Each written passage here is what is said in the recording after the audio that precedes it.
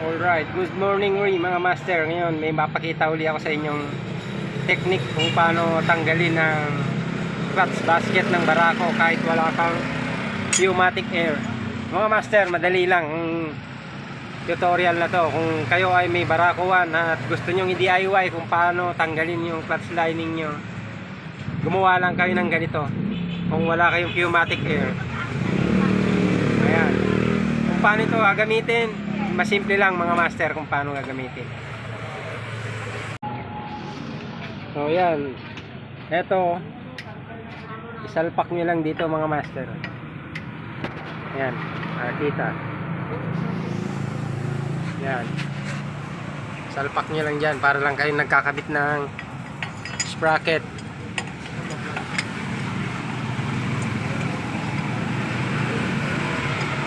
Ayan. Yan, nakasalpak na mga master.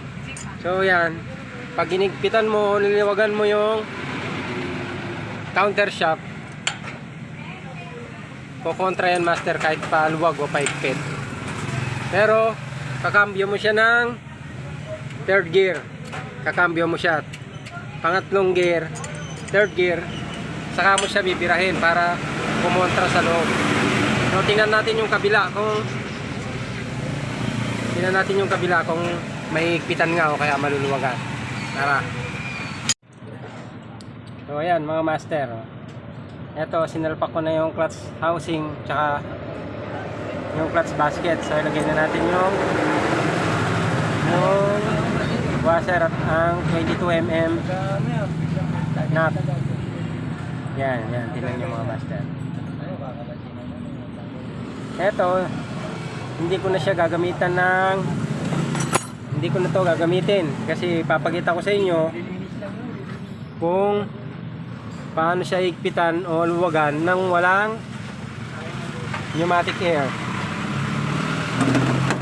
Ayan, technique to mga master. Ayan. So ayan, kasi naka third gear siya. Tignan nyo, kumukontra na tank ko to. Ayan mga master, subukan natin higpitan kung higpit siya. So ayan mga master, tingnan natin. Ito kahit binabirahin nyo to mga master, walang galaw-galaw to kasi nakakontra to sa main drive axle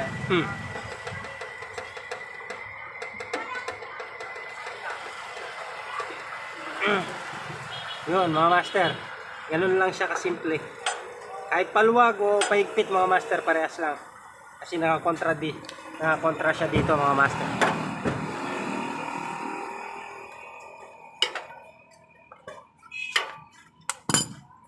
Ayan mga master, napaka-effective niyan kung wala kayong pneumatic air.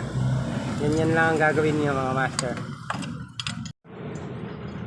So yun mga master, ngayon ikakabit naman natin yung clutch lining. Ito, basahin niyo muna ng langis yung clutch lining bago nyo siya isalpak. So hindi naman ito maselan yung clutch lining, isalpak lang natin. Kahit ito baliktad yung clutch lining mga master, okay lang. Pero itong plate, kapayin nyo lang kung saan yung matalas, yun nasa loob. Ito yung hindi matalas, yun nasa labas. Ayan. Ganun lang ulit. Plate lining, baliktaran lang mga master. Ayan. Ayan. Tingnan nyo lang matalas, yun na nilagay sa loob. Pagkatapos ng plate, lining ulit.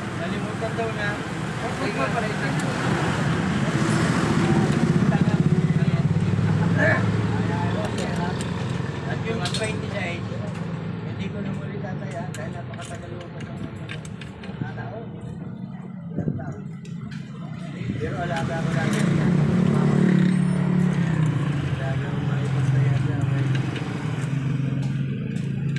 So yun, ganun lang mga master.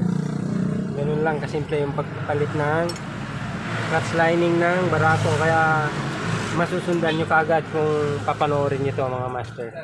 Sana mag-subscribe din kayo sa YouTube channel ko, Skill Work Moto. So ito, meron tong bearing, yung kanyang clutch wheel. Tapos, ito yung kanyang toser. So, ilisalpak nyo lang dyan. Then, ibalik nyo na. Ito, kahit paikot, balibaliktad naman, okay lang. So, mga master, kasi, ano naman yan, ayan. Pwede nyo nang ibalik yung mga tornilyo at ang spring, mga master. O, ikabit na natin yung mga spring. O, balik na natin yung mga 10mm ball. Saka natin siksikan, mga master. Yun lang, mga master. Sundan nyo lang yung ginagawa ko. Madaling-madali lang palitan yung mga lining ng barako, mga master.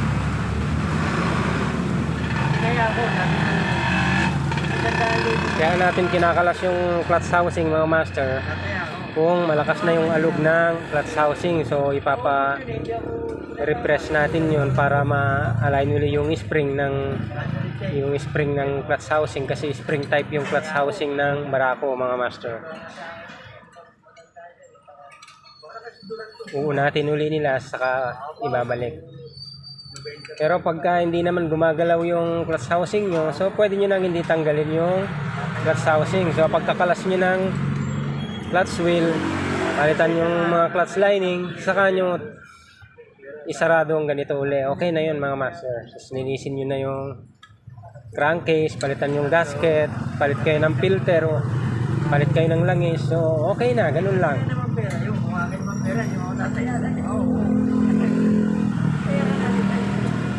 Yan, ipitan na natin, mga master. Hindi yan gagalaw, master, kasi naka-engage pa yun sa kabila, naka-kontra pa. Kasi meron tayong ginawang pang-kontra doon. Kaya kahit wala kayong pneumatic air, hindi kayo mahirapang magkalas ng clutch basket, mga master. Ganun lang gawin nyo para hindi kayo mahirapan. Yung mga aspirant mechanic din natin, gusto natin may share sa kanila, gustong gumawa, o kaya kahit na sarili mo, pwede mong DIY pag thank you, maraming salamat, mga master.